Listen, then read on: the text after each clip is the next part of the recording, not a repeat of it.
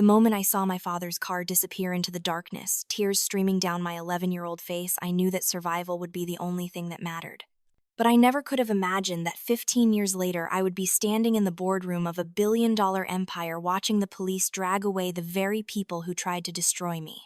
If this story resonates with you, please hit that like button, subscribe to hear more stories like this, and drop a comment below telling me what you would have done in my situation. Your support means everything. Now let me take you back to where it all began, to that cold November night when my world shattered into a million pieces. I was hiding behind the heavy velvet curtains in our modest living room, my small hands trembling as I watched my father frantically stuffing clothes into a duffel bag. The phone was pressed between his ear and shoulder, and his voice was low, urgent, almost desperate. I could not make out all the words, but I heard enough. Debts. Money. Getting out. The way he kept glancing toward my bedroom door, the way his jaw clenched every time he passed by the family photos on the wall, something told me he was not planning to come back. I wanted to believe I was wrong. I wanted to jump out and ask him what was happening, to beg him to stay. But fear kept me frozen behind those curtains, my heart hammering so hard I thought he might hear it. When he finally zipped up the bag and took one last look around our apartment, his eyes swept right past my hiding spot. There was no warmth in that gaze, no hesitation, no regret. Just cold calculation, like he was inventorying what he was leaving behind. And apparently I was not worth taking. The door clicked shut behind him. For a few seconds I could not move. Then something inside me broke free and I ran. I burst through the door, my bare feet slapping against the cold pavement outside, screaming into the night. "Dad, do not go. Please, Daddy, please." But his taillights were already fading into the distance, and no matter how fast I ran or how loud I screamed, he never stopped. He never even slowed down. I stood there in the middle of the street, my nightgown soaked through from the rain that had started to fall, my throat raw from screaming. Neighbors peeked through their windows, but no one came out to help. That was when I learned my first real lesson about the world. When you are down, when you are broken and desperate, people look away. They always look away. For 3 days, I survived alone in that apartment. I ate the last of the cereal, drank water from the tap, and jumped every time I heard footsteps in the hallway, hoping it was him coming back. It never was. By the 4th day, hunger had become a physical pain gnawing at my insides. I remembered there was a corner bakery a few blocks away, the one where Dad used to buy me chocolate croissants on Sunday mornings. In my desperate childish logic, I thought maybe if I could just get some food, I could figure out what to do next. The rain had turned into a bitter drizzle when I slipped into that bakery. "Mr. Chen," the owner, was in the back, and there was no one at the counter. I grabbed a loaf of bread and tried to walk out as casually as I could, but my shaking hands gave me away. The loaf fell to the floor just as Mr. Chen emerged from the kitchen. The look on his face was not anger. It was worse. It was pity mixed with resignation as he picked up the phone and called the police. I sat on a plastic chair in the corner, hugging my knees to my chest, while 2 officers talked with Mr. Talented Chen in low voices. They kept glancing at me like I was some kind of wounded animal they were not sure how to handle. One of them, Officer Martinez, crouched down to my level. "Where are your parents, sweetheart?" His voice was kind, but I could not answer. The words stuck in my throat like shards of glass. That was when I heard it. The low, powerful rumble of an engine that seemed to shake the air itself. Through the rain-streaked window, I saw a gleaming black Rolls-Royce pull up to the curb. Everything seemed to slow down as the back door opened and a man stepped out. He was tall, broad-shouldered, with silver hair swept back from a face that looked like it had been carved from granite. His suit probably cost more than every piece of furniture in our apartment combined. He moved with the kind of authority that made everyone else seem smaller just by existing in the same space. Richard Whitmore. I had seen his photo once in an old picture my mother kept hidden in a shoebox. My grandfather. The man my father always spoke about with a mixture of bitterness and fear. The man who had cut his only son out of his life and his fortune years ago. He strode into the bakery and every conversation stopped. Officer Martinez straightened up immediately, his hand instinctively moving to his belt. "Mr. Chen took a step back, his eyes widening. Richard's gaze swept the room before landing on me, and for a moment I thought I saw something flicker across his face. But it was gone so fast I might have imagined it. "This girl is my granddaughter." His voice was cold, commanding the kind of voice that expected obedience, and got it. "What exactly is the problem here?" "Mr. Whitmore." Officer Martinez stammered slightly. We were not aware. The child was found attempting to take food without paying. She appears to have been abandoned. Richard's eyes narrowed dangerously at the word abandoned, but he did not look at me. He pulled out a wallet and extracted several bills far more than the bread was worth and handed them to Mr. Chen. For the bread. And for your discretion. Then he turned to me for the first time. You are Hannah Parker, correct? His tone made it clear this was not really a question. Get in the car. Now. I did not move. Some part of me, the part that still remembered my father's taillights disappearing into the night, did not want to trust anyone ever again. But another part, the part that was cold and hungry and utterly alone, knew I had no choice. I stood up on shaking legs and walked toward the door. Richard did not touch me, did not offer his hand or any gesture of comfort. He simply walked ahead, expecting me to follow. The interior of the Rolls-Royce smelled like leather and expensive cologne. I sat as far from him as possible, my wet clothes leaving marks on the pristine seat. Richard made a phone call, his voice clipped and businesslike, as he gave instructions to someone about preparing a room and having the family physician on standby. He did not speak to me. Not once during the entire 30-minute drive did he acknowledge my presence, except to tell the driver to turn up the heat when he noticed I was shivering. When we pulled up to the Whitmore estate, my breath caught in my throat. I had never seen anything like it. Wrought iron gates opened onto a tree-lined driveway that seemed to go on forever. The mansion at the end looked like something out of a movie, with white columns and wings stretching out on either side. But it was not the beauty of it that struck me most. It was the lights. Every window blazed with warm, golden light, and I could hear music drifting out into the night. They were having a party. Richard did not seem to care that I was soaking wet and dressed in a dirty nightgown. He walked right through the main entrance, and I had no choice but to follow. The foyer was full of people in evening gowns and tuxedos, holding champagne glasses and laughing. The conversation died instantly when they saw us. Every pair of eyes turned to stare at the filthy, dripping child standing next to Richard Whitmore.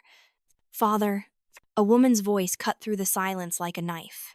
She was beautiful in a harsh way, with perfectly styled blonde hair and diamonds dripping from her neck and ears. Her face twisted with disgust as she looked at me. What is this? What is that doing here? This is a charity gala, not a homeless shelter. This is Hannah, my son's daughter. Richard's voice was flat, emotionless. She will be living here from now on. And before you say another word, Margaret, remember that this is my house, my money, and my decision. Anyone who has a problem with that is welcome to leave immediately. A younger woman who looked like a polished, prettier version of Margaret let out a derisive laugh. She turned to her friends, not even bothering to lower her voice. Oh my God, look at her. Where did grandfather find this one? Dumpster diving. Some of the guests snickered. I felt my face burn with humiliation, but I forced myself to stand straight to meet their stares without flinching. Richard glanced down at me for the first time since we entered, and something in his expression shifted almost imperceptibly. Without another word to anyone, he placed his hand on my shoulder and guided me through the crowd up the grand staircase. Every step felt like walking through fire under all those judging eyes. That night, after a doctor had checked me over and a housekeeper had drawn me a bath and found me clean clothes, I lay in a bed bigger than my entire old bedroom. The sheets were softer than anything I had ever felt, but I could not sleep. Through the closed door, I could hear Margaret's raised voice echoing up from downstairs, arguing with Richard. I caught fragments. Responsibility. Embarrassment. That child. Richard's responses were quieter, but somehow more final. She stays. End of discussion. The next morning, Richard appeared at my door at 6 a.m. sharp. He did not ask if I was awake or if I was feeling better. He simply told me to get dressed and meet him in his study in 10 minutes. When I arrived, he was sitting behind an enormous desk covered with papers and computer monitors. He gestured to a chair across from him. Your father was weak. He got that from his mother, God rest her soul. He could not handle the pressure of this family, this legacy, so he ran from it. And apparently he ran from you too. Richard's words were brutal, but his tone was matter-of-fact, like he was discussing the weather. You have two choices, Hannah. You can let that weakness destroy you, make you bitter and small and worthless. Or you can use it as fuel. You can become strong enough that no one will ever be able to abandon you again because you will not need them. I was 11 years old. I should have been going to school, playing with friends, worrying about homework and crushes. Instead, I was sitting across from a man who looked at me like I was a business investment he was not sure was worth making. And the worst part, Some broken, desperate part of me wanted to prove him wrong. I wanted to show him I was not my father. I was not weak. From that day forward, my life became a carefully orchestrated training ground. Richard enrolled me in the most prestigious private school in the state, the same one his daughter Margaret had attended, where my cousin Lydia and her twin brother Cole currently ruled as part of the popular elite. But he did not just send me to school. Every morning before classes, I had tutoring sessions in finance, business strategy, and world economics. After school, there were more lessons. Languages. I learned French, Mandarin, and German. History and political science.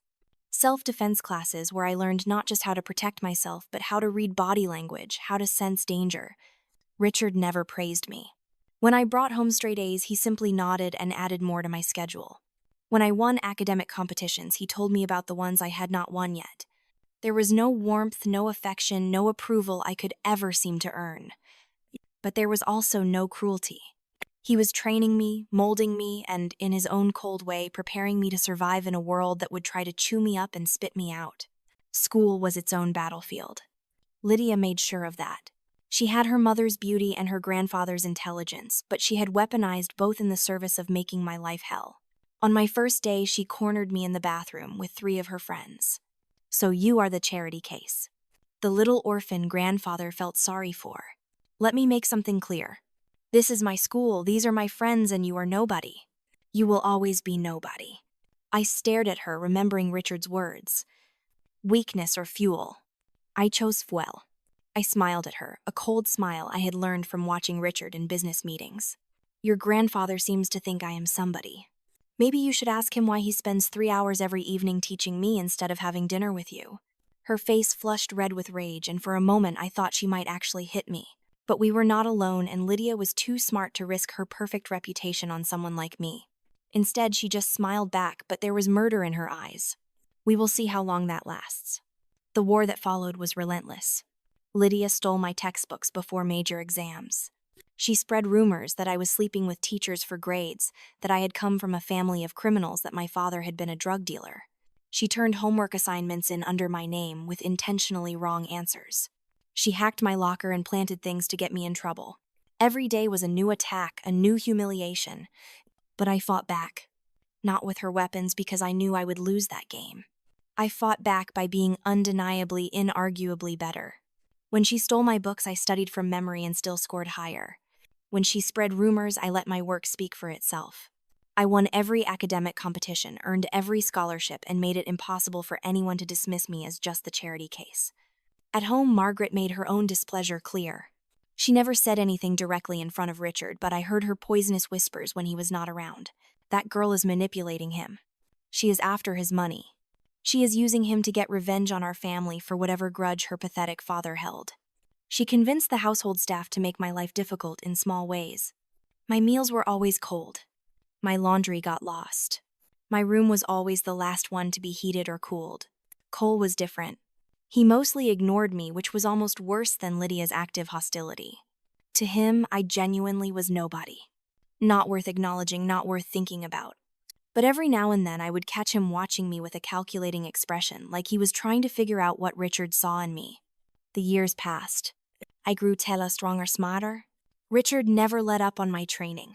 If anything, he became more demanding as I got older. When I turned 16, he started bringing me to board meetings, making me sit in the corner and observe. When I turned 18, he gave me my first real project, a failing subsidiary that everyone else had written off. He told me I had 6 months to turn it around or he would shut it down. I did it in 4. I was 22 when I walked into Richard's study and found him slumped over his desk. For a terrifying moment, I thought he was dead. But when I called out to him, he lifted his head slowly. His face was gray, his eyes dulled with pain. "I am fine, just tired." But his hand was shaking as he reached for a glass of water. I called his doctor immediately. Richard tried to wave me off, but I stood my ground. This was one of the few times I ever directly defied him, and I think he respected me for it. The doctor arrived within the hour and insisted on tests. Heart problems. Stress. Age catching up with him. He needed rest, needed to slow down. Richard laughed at that. A bitter, harsh sound. There is no slowing down. Not when there are vultures circling, waiting for any sign of weakness. I knew who he meant. Margaret had been pushing for more control over Whitmore Holdings for years. She claimed it was her birthright, that she deserved to take over when Richard retired. Cole had started making moves too, building alliances with certain board members. And Lydia, now graduated from business school and working in the company, was positioning herself as the natural heir. They were waiting for Richard to die so they could tear apart everything he had built and sell it off piece by piece. Over the next 2 years, Richard's health declined steadily. But he never stopped working, never stopped teaching me. If anything, he became more focused, more intense. There were things he needed to make sure I understood strategies. He needed me to master people. He needed me to know how to handle. We worked together late into every night, and I started to understand what he was doing. He was not just teaching me to run a company. He was teaching me how to protect it. Margaret and her children ramped up their attacks. They started questioning my decisions in meetings, undermining my authority, spreading gossip that I was manipulating a sick old man. Cole accused me of forging documents. Lydia told the board I was emotionally unstable, that I had a history of mental illness. They tried everything to discredit me before Richard died and left them in charge. But Richard was always 3 steps ahead. He documented every decision, every strategy, every piece of advice he gave me. He made sure there was a clear trail showing that I had earned my place through competence, not manipulation. And he changed his will, though. I did not know that until later. The morning he died, I had just arrived at the office when I got the call. He had passed peacefully in his sleep, the housekeeper said. But when I got to the mansion, I saw Margaret and Cole exchanging satisfied glances. Lydia was fake crying, dabbing at dry eyes with a handkerchief. And something felt wrong. There was a prescription bottle on Richard's nightstand that I had never seen before. The pills inside did not match the label. I took it with me when no one was looking. I never got it tested. Part of me did not want to know. If they had actually killed him, actually murdered their own father for money, then what did that make them? What kind of monsters was I dealing with? And more importantly, would I ever be able to prove it? The funeral was a circus. Hundreds of business associates, politicians, celebrities, all coming to pay their respects to Richard Whitmore. Margaret played the grieving daughter perfectly, while Cole gave a moving eulogy about his grandfather's legacy. Lydia stood beside them, looking beautiful and tragic. I stood in the back alone and said goodbye to the only person who had ever seen any worth in me. Love.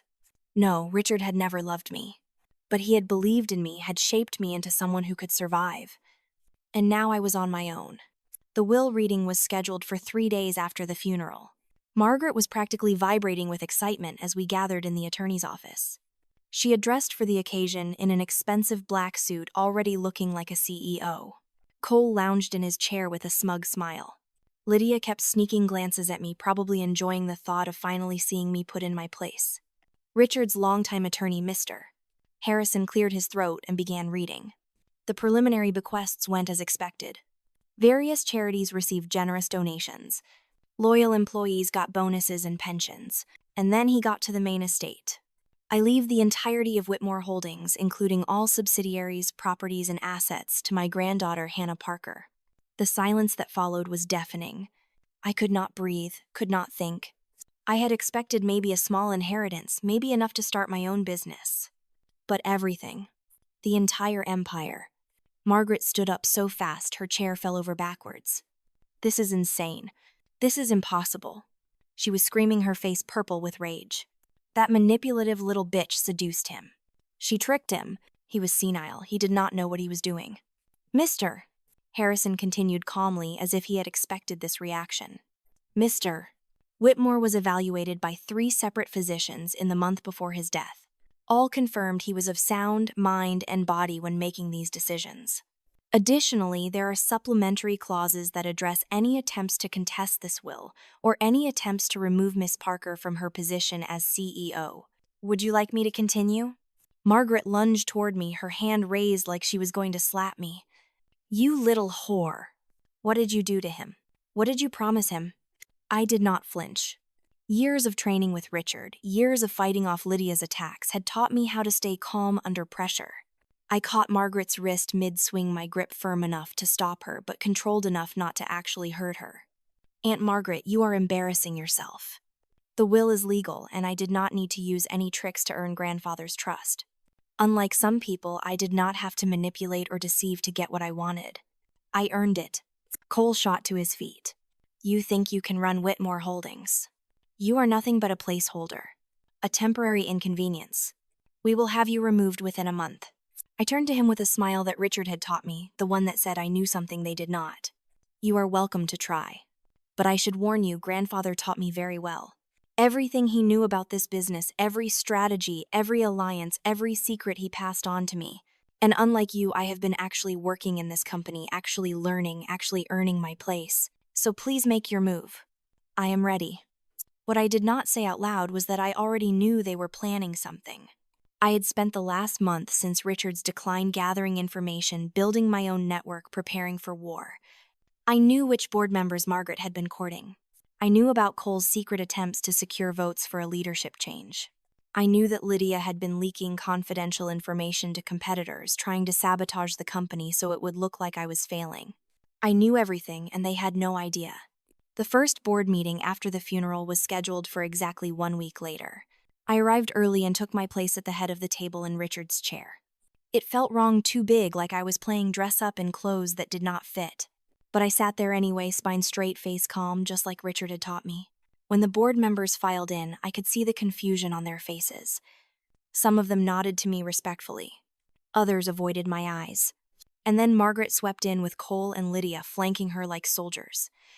She smiled when she saw me in Richard's seat, but it was not a nice smile. It was the smile of someone who thought they had already won. Before we begin, I believe there is some business we need to address. Margaret did not even sit down. She stood at the other end of the table, commanding the room. As we all know, Richard made some questionable decisions in his final days. Decisions that do not reflect the best interests of Whitmore Holdings or this family. I have called for a vote of no confidence in Hannah Parker's ability to serve as CEO. All in favor. 6 hands went up. 6 out of 12 board members. Margaret's smile widened. Motion carries. Miss Parker, I am afraid you are relieved of your duties. Effective immediately. I did not move. He did not panic. I simply opened the folder I had placed on the table before anyone arrived and pulled out a document. Actually, Margaret, there is something Mr. Harrison did not finish reading at the will reading.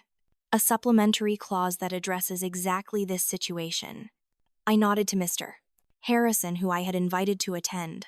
He stood and read from the document. In the event that any board member or family member attempts to remove Hannah Parker from her position through a vote of no confidence within the first 5 years of her tenure, the following measures will be enacted immediately. First, Hannah Parker is granted sole voting authority over all of Richard Whitmore's shares, which constitute 55% controlling interest. Second, any board member who voted in favor of such removal will be terminated from the board effective immediately, and their company shares will be purchased by the estate at the lowest market value of the previous year. Third, any family member who participated in such action will have their trust funds and inheritances suspended indefinitely, pending an investigation into potential fraud or coercion. The color drained from Margaret's face. That is not possible. That cannot be legal. I stood up slowly. Oh, it is very legal. Grandfather had some of the best lawyers in the country draft this clause, specifically to prevent exactly what you just tried to do. And since you all so kindly voted in favor of the motion, you have triggered the clause. Mr. Harrison, please proceed with the immediate terminations. Margaret exploded. This is fraud. This is manipulation. I will sue. I will take you to court. I will destroy you. Please do. I leaned forward, placing my hands on the table. Please take me to court. Because when you do, I will introduce as evidence every single email you sent to board members offering them bribes and favors in exchange for their votes. Every recorded phone call where you discussed ways to undermine the company to make me look incompetent. Every document showing how you have been stealing from Whitmore Holdings for the last 5 years, siphoning money into offshore accounts through your development company. Please, Margaret. Give me the excuse to make all of this public.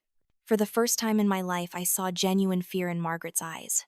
How do you know about that? Who told you? Grandfather taught me to always be prepared. He taught me to document everything, to trust no one, and to always have leverage. Did you really think he did not notice what you were doing? He knew, Margaret. He knew for years. And he told me everything. That was not entirely true. Richard had suspected, but I was the one who had done the deep digging, hired the private investigators, traced the money, and built the case. But letting Margaret think Richard had known gave my words more weight, more authority. Security escorted Margaret, Cole, and Lydia out of the building. The 6 board members who had voted against me were terminated on the spot. I restructured the board with people I trusted, people Richard had quietly recommended to me over the years. People who cared about the company more than their own egos. But Margaret did not give up. Over the next several months, she tried everything. She filed lawsuits that were thrown out. She spread vicious rumors in the press that I refuted with evidence. She even tried to stage a hostile takeover through shell corporations, but I had anticipated that too and blocked every move. Then, about 6 months after Richard's death, I received a phone call from a number I had not seen in over 15 years. My father. I almost did not answer. My hand hovered over the phone, memories flooding back, the nightgown soaked with rain, the sound of his car driving away, the bread I had tried to steal because I was starving. But curiosity won out. I answered. Hannah. His voice was older, rougher, but still unmistakably his. Hannah, baby, it is Dad. I do not have a father. My voice was ice. My father died 15 years ago when he abandoned his 11-year-old daughter without a backward glance. Hannah, please. I know I made mistakes. Terrible mistakes. But I am sick, honey. I am dying. Cancer. The doctors say I only have a few months left. And before I go, I need to make things right. I need to see you. I need to apologize. Part of me wanted to believe him. That little girl who had chased his taillights down the street, who had cried herself to sleep for months, who had dreamed of him coming back to explain everything, that part wanted to believe this was real. But I was not that little girl anymore. I had learned to question everything, to look for the angle, to trust my instincts. And my instincts were screaming that this was wrong. I hired another private investigator. Within 48 hours, I had my answer. My father was not dying. He was not even sick, but he had recently come into contact with Margaret. And 2 days before he called me, a sum of $50,000 had been transferred from one of Margaret's accounts to his. I agreed to meet him anyway. I wanted to look him in the eye and see if there was anything left of the man I remembered, or if he had always been this hollow. We met at an upscale restaurant, his choice. He had chosen it deliberately, I realized, because it was public enough that I could not cause a scene. He was sitting at a corner table when I arrived, looking older but not sick. Not dying. He stood when he saw me, his eyes filling with tears. Hannah, my God, you have grown so beautiful. You look just like your mother. Sighed down. I did not return, his smile did not acknowledge the compliment. Say what you came to say. He launched into his speech. He told me about the gambling debts, the people who had been threatening him, how he had no choice but to run. He told me he had thought about me every day, had wanted to come back, but was too ashamed. He pulled out an old photo of me as a child and said he carried it everywhere. He even cried a little, his voice breaking with emotion. It was a good performance. I almost believed him. Almost. Then he got to the real point. I know you are doing well now. Your grandfather, God rest his soul, took you in. And I know he left you everything. Margaret told me. She also told me you have been hurting the family, turning them against each other, destroying everything Richard built. I know that is not true. I know my daughter is better than that. You would not cut them out. You would not be so cruel. You are too good, too kind. Just like your mother. And there it was. That subtle shift in his tone, the careful choice of words designed to make me question myself. The manipulation was so smooth, so practiced, that if I had not spent years learning to recognize these tactics from Margaret and Lydia, I might have actually fallen for it. He was painting me as the villain in his story, trying to make me feel guilty for protecting what Richard had built. Margaret had coached him well. Or perhaps this was simply who he had always been, a man who survived by exploiting the emotions of others, and I had just been too young and too desperate for a father's love to see it.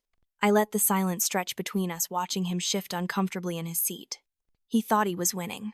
I could see it in the way his shoulders relaxed slightly and the small smile that started to play at the corners of his mouth. He thought the tears and the trembling voice had done their job. He thought I was the same broken little girl who had chased his taillights 15 years ago. I reached down slowly and pulled a manila folder from my bag. The sound of it sliding across the white tablecloth seemed impossibly loud in the quiet restaurant. I opened it with deliberate care, my movements controlled and precise. Inside were bank statements, phone records, and photographs. Lots of photographs. My private investigator had been very thorough. I watched his face as his eyes scanned the first page. The bank statement showing a wire transfer of $50,000 from an LLC registered to Margaret received by him just 48 hours before he called me. The color started to drain from his cheeks. I flipped to the next page. Phone records showing 17 calls between his number and Margaret's over the past 2 months. Then the photographs. Him entering Margaret's office building. Him sitting in a coffee shop across from Cole. Him at a casino in Atlantic City just last week throwing chips onto a craps table like he did not have a care in the world. His hands started to shake as he reached for the documents, and I pulled them back slightly, just out of his reach. Let him look but not touch. Let him see exactly how thoroughly I had dismantled his lies. Hannah, I can explain. His voice had lost all its practiced emotion. Now it was just raw panic. I leaned back in my chair and studied him for a long moment. Really studied him. The gray in his hair, the lines around his eyes, the way his expensive shirt could not quite hide the fact that he had gained weight from years of indulgent living. This was the man I had spent so many nights crying over, the man whose approval I had once craved more than anything in the world. And looking at him now, I felt nothing but a cold, detached clarity. Actually, you really cannot. I kept my voice low, and even the way Richard had taught me to speak when delivering devastating news. You see, you already explained everything I needed to know about you on that night 15 years ago. The night you packed your bags while I hid behind the curtains. The night you walked out without even checking to see if I was asleep or if I had heard everything. The night you drove away from an 11-year-old child and never once looked back in your rearview mirror. But please, I gestured to the documents, let me explain what I found. $50,000 from Margaret Whitmore paid in exchange for you playing the role of the dying repentant father. 17 phone calls where she coached you on exactly what to say, what emotions to display, which of my vulnerabilities to exploit. And my personal favorite security footage from the Borgata casino showing you gambling away $10,000 just 6 days ago. Quite remarkable for a man who claimed to be on his deathbed, do you not think? His mouth opened and closed, but no words came out. Sweat had started to bead on his forehead. And these people who are supposedly going to kill you if you do not pay them back. I tapped one of the photographs. I called them. Turns out you owe them $38,000. Quite a bit less dramatic than you made it sound, but still substantial. Still enough to make you desperate enough to take Margaret's money and come here to manipulate your own daughter one more time. I stood up, gathering the documents back into the folder with crisp, efficient movements. He grabbed for my wrist, his grip desperate and clammy with sweat. Hannah, please. You have to understand. I am your father. I made mistakes, terrible mistakes, but I am still your father. You cannot just walk away from family. I looked down at his hand on my wrist, then up at his face. For just a second, I let him see past the cold executive mask. I let him see the rage, the hurt, the years of abandonment and pain that I had weaponized into steel resolve. And I watched him flinch. Family. My voice was soft, but it cut like a blade. You lost the right to call yourself my family 15 years ago. You lost it again today when you walked in here with Margaret's script in your pocket and her money in your bank account. And you know what the really sad part is? I actually hoped for just the tiniest moment when you called that maybe you had changed. That maybe you had actually found some shred of decency. But you are exactly who you always were. A coward who sells out everyone around him to save his own skin. I pulled my wrist free from his grip with a sharp twist, the self-defense training Richard had insisted on making it effortless. Let me teach you one final lesson, Dad. The same lesson you taught me all those years ago. The world does not owe you anything. Nobody is coming to save you. You made your choices, and you chose wrong every single time. You chose gambling over your daughter. You chose running over responsibility. You chose Margaret's money over whatever tiny shred of dignity you had left. So now you get to live with those choices. Hannah, wait. These people, they really will hurt me if I cannot pay. His voice cracked, and real tears started to stream down his face. But these were not the practiced tears from earlier. These were the tears of a man who had just realized he had played his last card and lost everything. Then you had better figure something out. Fast. I picked up my bag and slung it over my shoulder. Because I figured it out when I was 11 years old and starving. I figured it out when I was stealing bread because I had not eaten in 2 days. I figured it out when I was brought to live with strangers who hated me.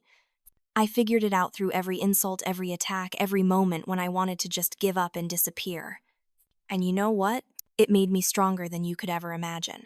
Strong enough to see through your lies. Strong enough to walk away. Strong enough to never ever let you hurt me again.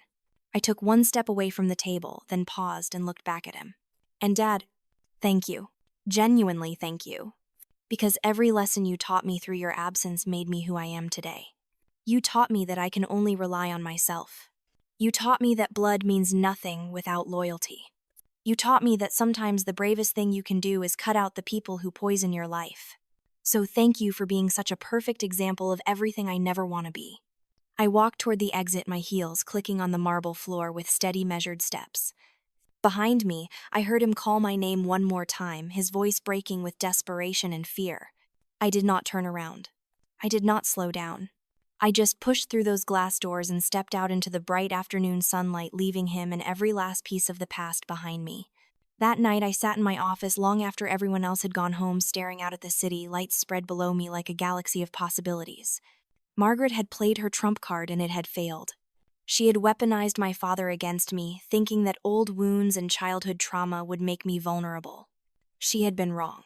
The only thing she had accomplished was showing me exactly how far she was willing to go, how desperate she had become. And desperate people make mistakes. It was time to finish this. Not with anger or revenge, but with cold, methodical precision. Margaret wanted to destroy me. I was going to destroy her entire criminal empire, and I was going to do it in broad daylight in front of the whole world. Over the next 6 weeks, I became a ghost. I worked through intermediaries, through lawyers and investigators who could not be traced back to me. I dug into Summit Development Group with the intensity of someone searching for buried treasure because that was exactly what I was doing. I was mining for evidence, for proof, for the smoking gun that would blow Margaret's carefully constructed world apart. What I found exceeded even my darkest suspicions. Summit Development Group was not just siphoning money from Whitmore Holdings. It was a front for a sprawling criminal enterprise. Money laundering for drug cartels through fake construction projects. Bribes to city council members and building inspectors totaling over $2 million. Properties bought with Whitmore funds at market value, then immediately resold to Summit for pennies on the dollar, the difference going into offshore accounts in the Cayman Islands. Building permits for high-rises that did not meet earthquake safety standards. Residential developments built with substandard materials that put thousands of families at risk. The further I dug, the more horrified I became. This was not just white-collar crime. This was corruption that endangered lives. Buildings that could collapse in a mild earthquake. Fire escapes that would not hold weight. Electrical systems installed by unlicensed contractors. Margaret had not just been stealing money. She had been gambling with people's safety, their homes, their lives, all to pad her bank accounts. I built my case with the precision of a surgeon and the thoroughness of a prosecutor preparing for the trial of the century. I hired forensic accountants who traced every dollar through the labyrinth of shell companies. I brought in structural engineers who documented every code violation, every dangerous shortcut. I found the contractors Margaret had bribed to stay quiet about substandard work. I found the officials she had bought. I found her partners, her enablers, her accomplices, and I documented everything. When I was done, I had 17 boxes of evidence. Thousands of pages of bank records, email printouts, recorded phone conversations, photographs, engineering reports, and sworn affidavits. I had enough evidence to send Margaret to prison for 20 years. But I did not want her arrested quietly. I did not want some backroom plea deal where she gave up her accomplices in exchange for a reduced sentence. I wanted everyone to see exactly what she was. I wanted her empire to crumble in real time in front of cameras with no place to hide and no way to spin the narrative. I called a press conference. I told Margaret and her allies that I would be addressing concerns about Whitmore Holdings' leadership and announcing new transparency initiatives. Margaret showed up wearing a cream-colored suit and her most condescending smile, flanked by Cole and Lydia, like they were already measuring the drapes for the executive office. They thought this was their moment. They thought I was going to crack under pressure, that I was going to offer them some kind of compromise to make the attacks stop. The conference room at Whitmore Holdings was designed to hold about 200 people comfortably. I had invited 300. Reporters from every major news outlet. Industry analysts. Competitors who would be very interested to hear about Margaret's crimes. And most importantly, special agents from the FBI's white-collar crime division and representatives from the district attorney's office. I had made sure they had front row seats. I walked to the podium and looked out at the sea of faces. Cameras were positioned around the room ready to broadcast this live. Margaret sat in the third row, her smile sharp as a knife. This was it. The moment everything changed, "Good afternoon and thank you all for coming." I began, my voice steady and clear. "Today, I am here to talk about integrity. About the responsibility we have as leaders of major corporations to uphold not just the letter of the law but its spirit. My grandfather, Richard Whitmore, built this company on a foundation of trust, quality, and ethical business practices. He believed that success without integrity was not success at all. It was just theft with better branding." I paused, letting that sink in. Margaret's smile had started to falter slightly. She sensed something was wrong, but she could not figure out what. "Unfortunately, I recently discovered that someone very close to this company, someone who claimed to represent the Whitmore legacy, has betrayed everything Richard stood for. Over the past several years, this person has been using Whitmore resources to commit fraud on a massive scale: money laundering, bribery of public officials, embezzlement, and perhaps most horrifically, construction fraud that has put thousands of innocent people at risk." The room went dead silent. Every reporter leaned forward. Cameras zoomed in on my face, and Margaret half stood from her seat, her face going pale. "I am of course talking about Margaret Whitmore and her company Summit Development Group." The room exploded. Reporters started shouting questions. Camera flashes went off like strobe lights. Margaret was fully on her feet now, her face cycling through shock, rage, and fear. But I was not done. Not even close. I gestured to my assistant, who began distributing bound folders to every person in the room while a massive screen behind me came to life. "Project Riverside Heights." I brought up the first slide, showing a gleaming high-rise apartment building. This development was approved by the city in 2019 after Summit Development made a series of donations totaling $200,000 to city council members. The building was constructed using concrete that tested below safety standards rebar that was improperly spaced and electrical work done by unlicensed contractors. 360 families currently live in this building. According to structural engineers I hired, it would likely collapse in a magnitude 5 earthquake. Los Angeles gets magnitude 5 earthquakes regularly. I clicked to the next slide. Oak Valley Residential Complex. Another Summit development. Fire escapes that cannot bear the weight they are rated for. Sprinkler systems that were never actually connected to the water mains. Exit signs that are not illuminated because proper wiring would have cost an extra $20,000. 540 families. Slide after slide, I laid out the evidence. Each project more damning than the last. Each revelation drawing gasps from the audience. Margaret was shouting now, trying to make herself heard over the chaos, but security guards I had positioned around the room moved to stand near her, making it clear that leaving was not an option. But property fraud is just the beginning. I clicked to a new section. Follow the money. The screen filled with a complex flowchart showing money moving from Whitmore Holdings to Summit Development, then fragmenting out into dozens of shell companies. Here we see $2.7 million in Whitmore Holdings funds used to purchase properties at fair market value. Within days, those same properties were sold to Summit Development for 10 to 15% of their value. The difference, approximately $2.3 million, was funneled through these shell corporations before ending up in offshore accounts in the names of Margaret Whitmore, Cole Whitmore, and Lydia Whitmore. Cole jumped to his feet. "This is slander. This is defamation. You cannot prove any of this." I smiled at him. "Actually, Cole, I can. And I will." I clicked again, and the screen filled with email after email. Conversations between Margaret and various city officials negotiating bribes. Emails from Lydia instructing contractors to falsify inspection reports. Messages from Cole directing accountants to hide transactions from auditors. I have over 6,000 pages of documentation. Every transaction, every bribe, every fraudulent permit. All verified by forensic accountants, all backed up by sworn testimony from multiple witnesses who were offered immunity in exchange for cooperation. I turned to address the federal agents directly.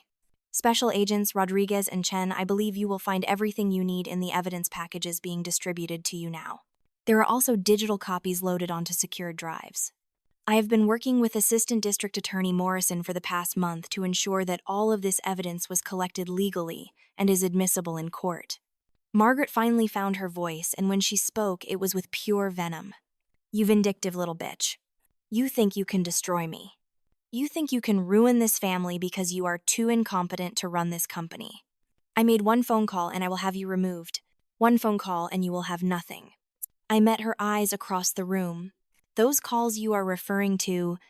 The board members you thought you had bought? 3 of them are wearing wires right now, recording every word you say. The other 2 came to me a month ago and told me everything you offered them in exchange for voting against me. They chose integrity over your bribes. You have no power here anymore, Margaret. You have nothing but handcuffs in your immediate future. As if on cue, Special Agent Rodriguez stood and began moving toward Margaret. Margaret Whitmore, you are under arrest for wire fraud, money laundering, bribery of public officials, racketeering, and conspiracy to commit fraud. You have the right to remain silent. Anything you say can and will be used against you in a court of law. Margaret tried to run. Actually tried to push past people and make it to the exit. But she only made it 3 steps before agents grabbed her arms. The cameras captured every moment. Her face twisted with rage and fear. Her cream-colored suit wrinkling as they pulled her arms behind her back. The metallic click of handcuffs closing around her wrists. Cole and Lydia were also being detained agents, reading them their rights as reporters pushed forward trying to get better angles. Margaret screamed at me as they led her toward the door. We were family. Family. Your grandfather would be ashamed of what you have become. I walked closer, close enough that she could see my face clearly despite the chaos around us. My grandfather taught me that family means nothing without loyalty and integrity. He taught me that protecting your legacy means having the courage to cut out the rot even when it is painful. Even when it is family. You think you are family. You tried to poison me, to manipulate me, to destroy everything Richard built. You used my own father as a weapon against me. You are not family, Margaret. You are a criminal. And criminals face consequences. I stepped back and watched as they led her away. Cole was crying, actually crying as they walked him out. Lydia was still trying to maintain her dignity, her chin up, even as her hands were cuffed behind her back. But her eyes found mine before she disappeared through the door, and in them I saw something I had never seen before. Fear. Real, genuine fear of what I had become. The press conference continued for another 2 hours. I answered questions from reporters, provided additional context, and made it clear that Whitmore Holdings had been a victim of Margaret's schemes as much as anyone else. I announced that we would be working with authorities to identify every building that needed safety upgrades, and that Whitmore Holdings would personally fund the necessary repairs regardless of the cost. It would be expensive. It would hurt our bottom line. But it was the right thing to do. When it was finally over, when the last reporter had left and the FBI had taken the last box of evidence, I stood alone in that conference room and let out a breath I felt like I had been holding for years. It was done. Margaret was done. Her empire of lies had crumbled in less than 3 hours, broadcast live for the world to see. You manipulative little bitch. She lunged at me across the conference table, but security guards I had positioned earlier grabbed her arms. You planned this. You orchestrated all of this. You are destroying this family. No, Margaret. I stayed calm, stayed in control. You destroyed this family when you chose greed over integrity. When you tried to steal from the company Richard spent his entire life building. When you tried to use my own father to manipulate me. You did this to yourself. I turned to the federal agents I had invited. Gentlemen, I believe you have everything you need. They moved forward with handcuffs. Margaret Whitmore, you are under arrest for fraud, embezzlement, money laundering, and conspiracy. You have the right to remain silent. The camera flashes intensified as they led her away. Cole and Lydia were also arrested, charged as accomplices in the scheme. As they were escorted out, Lydia turned and screamed at me. We were family. We were your family. No? I shook my head. Family does not abandon you. Family does not abuse you. Family does not try to destroy you. Richard Whitmore was my family, and I will spend the rest of my life honoring his legacy in a way you never could. The aftermath was brutal. The press had a field day with the scandal. Whitmore Holdings stock took a temporary hit. Competitors sensed weakness and tried to poach clients and employees. For weeks I worked 18-hour days putting out fires, reassuring stakeholders, rebuilding trust. There were moments when I wondered if it had been worth it, if I had won the battle but lost the war. But slowly things started to turn around. Clients appreciated the transparency and integrity I had shown. Employees respected that I had rooted out corruption, even when it meant exposing family members. New investors came forward, drawn by the promise of ethical leadership. Within 6 months, the company was not just stable, it was thriving. And I realized something. Richard had not just taught me how to survive in a ruthless business world. He had taught me how to change it. How to prove that you could be strong without being cruel, that you could be successful without compromising your values, that you could win without becoming a monster. I started transforming Whitmore Holdings into something more than just a profit machine. I launched the Whitmore Foundation, dedicated to helping children who had been abandoned or were in foster care. I personally funded scholarships for kids like me, kids who had been written off by society but had the potential to do extraordinary things. I changed company policies to focus on sustainable development, fair wages, and ethical practices. The critics said I was being naive, that I would run the company into the ground with my idealism. But the numbers told a different story. Profits increased because people wanted to work with a company they could trust. Employee retention went up because people felt valued. Innovation soared because we attracted the best talent. Whitmore Holdings became proof that doing good and doing well were not mutually exclusive. I visited Richard's grave 1 year after his death. I had not been back since the funeral, not because I was avoiding it, but because I had been so consumed with fighting and then rebuilding. I brought a single white rose and stood there in the autumn wind, looking at the simple headstone that read Richard Whitmore, Builder of Empires. I did it, grandfather. I kept my voice low, private. I protected what you built. I stopped them from tearing it apart, and I turned it into something even better. Something that helps people instead of just using them. I hope that would have made you proud. I paused, feeling emotions I had kept locked away for so long. You saved me. You did not love me, maybe you did not even really like me, but you believed I could be strong. You believed I was worth investing in. And that was more than anyone else ever gave me. A breeze rustled through the trees, and for a moment I could almost hear his voice. Weakness or fuel? You chose well, Hannah. I walked back to my car where my assistant Ella was waiting. She had been with me since the beginning, one of the few people I trusted completely. She smiled as I got in. Where to, boss? The office. We have a board meeting in 2 hours. But Elia, I looked at her. Thank you. For everything. For believing in me when everyone else thought I was in over my head. She laughed. Hannah, I have been watching you for 3 years now. You are the toughest, smartest, most stubborn person I have ever met. Anyone who doubts you is an idiot. As we drove back toward the city, I thought about that 11-year-old girl chasing her father's car down a dark street. I thought about the teenager fighting to survive in a school full of enemies. I thought about the young woman sitting across from a dying man, learning lessons most people never have to face. And I thought about who I had become. Not despite all that pain, but because of it. I was not my father. I was not weak. I was not a victim. I was Hannah Parker, CEO of Whitmore Holdings, builder of my own empire. And this was just the beginning. So here's what I learned from all of this. When life abandons you, when family betrays you, when the world tries to break you down, you have a choice. You can let it define you, let it make you bitter and small. Or you can use it as fuel to become something more, something stronger, something they never expected you to be.